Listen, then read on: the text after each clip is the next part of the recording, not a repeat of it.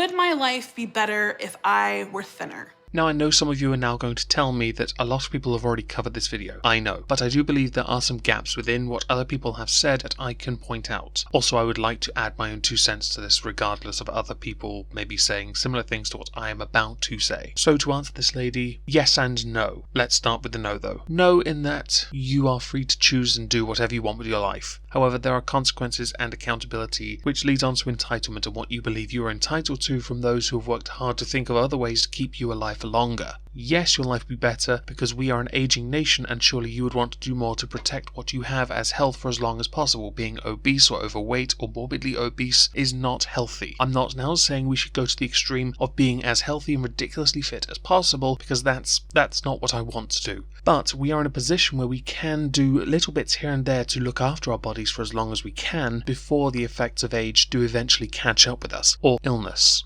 So yes and no. But I look at it from a health perspective and science and society base, not the way you're about to go. No. Okay everyone, get ready to donate to this lady's Patreon, or at the very least, mine. But it would be better if I wasn't treated so poorly, because I'm not. People in all walks of life get treated differently or poorly. Just because you are a larger individual does not mean you are any different to them. It does tell me that you as an individual are slightly more sensitive to the criticism aimed at you. I remember when I was 10, I wanted to be a singer, and I remember a family member telling me, sorry kid, it's not gonna happen for you. Were you told this because of your weight? Because if so, they were wrong to begin with. Weight doesn't play much of a part with one's ability to sing. Think of the world's greatest singers, quite a lot of them were rather large. I do hope though that you turned it into something and stuck it in their face and made something of yourself, and by looking you up, you in fact did. But I'm really hoping you're not using your weight or then weight as the excuse for why you decided to stick it in their face. Or if you're using the remark of that to validate your weight because maybe you were big then and you think it was because of your weight back then that they criticized your singing or ability to make it as a singer. If any of this makes sense, please let me know. I've never been thin. As the 5th grader called hippo, that was a very scary thing for me, and something that I was spending my entire life trying to change. If I was a tad more callous, I'd point out to you that being called names in school is kind of what kids do. It is the job of the parents and the teachers to educate the children on what is and is not acceptable. Children look for small differences, much like adults do in fact, and they look to categorize you, label you, and pigeonhole you. Now you mentioned that as you were growing up you tried to change this. The obvious way to change this is to change what you take in. Now that does come back to the parents of course, as much as it does yourself. As you get older, it becomes more of your responsibility. While you may be happy with your body, other people might want to point out to you that it is not healthy. It is not good. There are limitations. And what I find fascinating is this reminds me of a conversation I had the other night with Pippi. We were talking about the threshold of obesity from child to adult, because as a child we hear on the news, certainly in the UK, about the epidemic of childhood obesity. But with adults, while we hear about it, not as much of a fuss is made about it. What's the line? Where is it? What age does it stop at where people can just accept you for being that big as if it's okay? In high school, I was one of those girls who was like, I would be so much prettier if I were thin.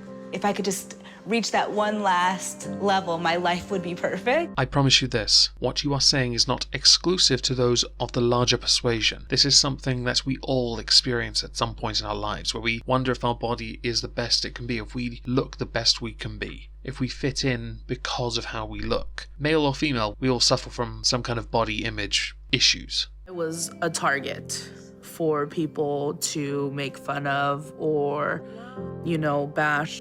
I didn't know what was wrong with me, like why was I so different? The fact you couldn't work out why you were so different also leads me to believe no one older, no parent, told you why you were so different from the other children. If you looked like you do now as a child, you were going to get bullied. It is unacceptable to be bullied, but you are going to get bullied because of that. Children are not well developed in their minds enough to be able to not try and have fun at other people's expenses. It is the job of the adults to teach them this, not just other children. By the way, the fact your parents or any other parents or any teachers didn't tell you what you couldn't see, it tells me you have terrible parents and your teachers were terrible too. Yeah, definitely there was like the stereotype of yoga where you have to be like kind of like the skinny, perfect body, bleach blonde kind of woman.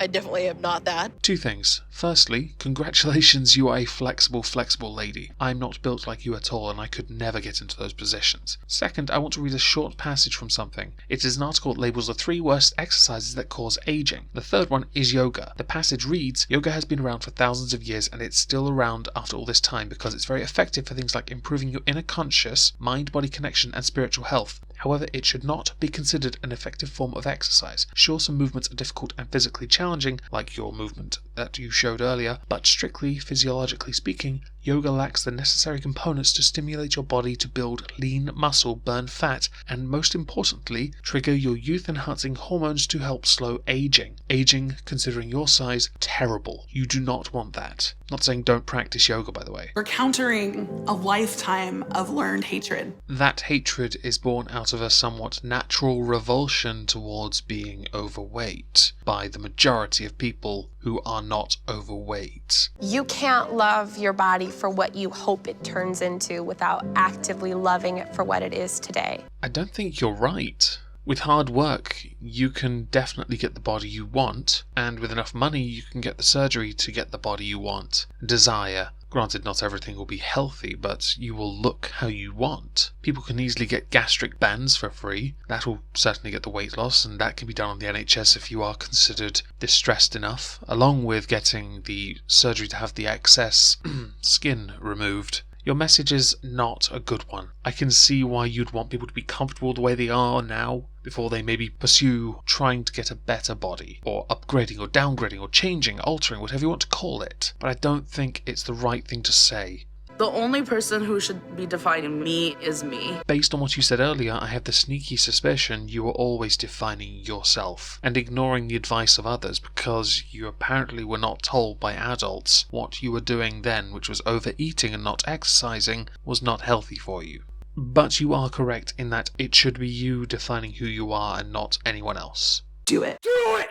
Fat girls can do whatever they want. Wait, does this mean we can all call you fat girls now? Or is this just something only fat girls can say, like only black people can say nigger, and only white people can say, well, not fat or nigger? What can white people say solely? Oh, white people can say they are racist, sexist, transphobic, misogynistic. They're all of those. Yeah.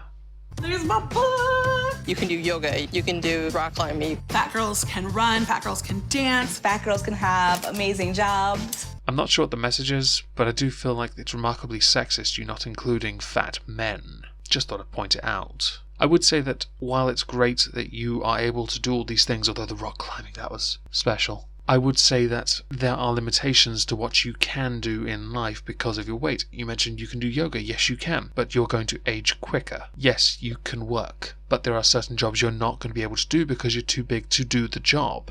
Like, I don't know, firefighter maybe? Oh no, hang on, you'll probably get affirmative action on that and sue some fire department. Never mind.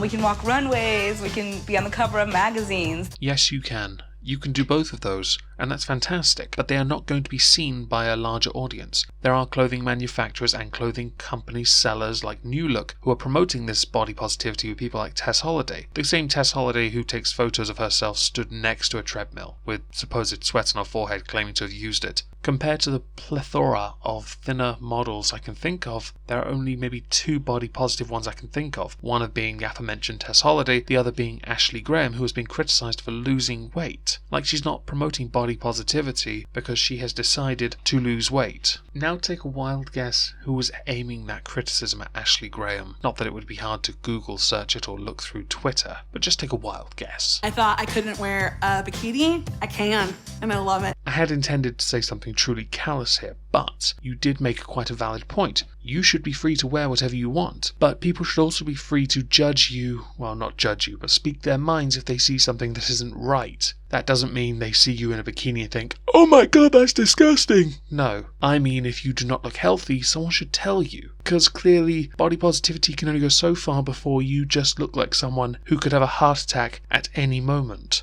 We're not shy. We're not trying to hide. I am beautiful. I am sexy. I am everything. I'm sure to some people you are beautiful and you are sexy and you are everything to them. Some people who find larger women attractive are called chubby chasers. Beauty is, after all, in the eye of the beholder. Whether that person needs to get their eyes tested is a very different matter, of course. There's no ignoring this when it walks in the door. Just by making a video and putting it up on YouTube, you have ensured that you will not be ignored, regardless of weight. Generally, stupid ideas get picked up pretty quick, so yeah, you're not going to be ignored.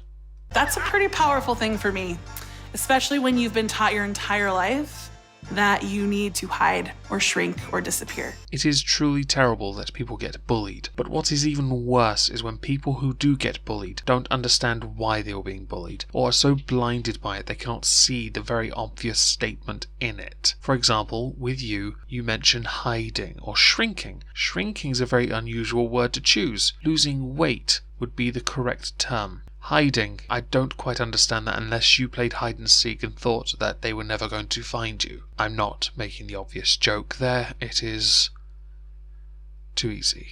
Even if I lost 100 pounds tomorrow, I would still be Gabby Fresh. I would still be the same person I am now. I promise you, if you lose 100 pounds, you are not the same person. Of course, name, yes, but with 100 pounds less, you're probably going to be the person wearing clothes for someone 100 pounds heavier. The bodies don't need to change. The attitude does. Yeah, we should definitely start hiring thought police, because people should not think that someone isn't healthy or doesn't look right because their weight is disproportionate. I'll accept body positivity and one's right to choose how they look, or how much they weigh, or what they eat, or how much they eat. But I think you telling people the attitude needs to change towards obese women or obese people is rather stupid, because what you are is not healthy or natural. Earlier you mentioned a lifetime of hate. Well, morbidly obese people, while going back a long way, were certainly not as plentiful as they are now.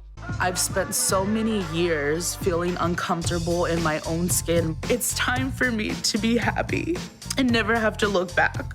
You probably felt uncomfortable in your skin because you are not comfortable in your skin, because you know deep down something wasn't right. But the fact you've accepted who you are is fine. That's your choice. You are free to do that. As I've said repeatedly throughout this video, you are free to choose who you are. That being said, you have had ample opportunity throughout your life to address these concerns then, and either say proudly I am who I am, or go on a diet. Something. I don't really know what you could have done besides go on a diet, or address the concerns, address the bullies openly rather than hide. You can be confident and feel good in your skin right now. Yes, you can. It's really up to us to change the narrative and to share photos of ourselves, follow each other, and show each other that this is what women look like. I don't like this idea of changing the narrative. Like a narrative that already doesn't tolerate you for the wrong reasons. It's not that the majority of people don't tolerate you for the wrong reasons, it's that they don't like that you intentionally self-harm yourself in such a massive way.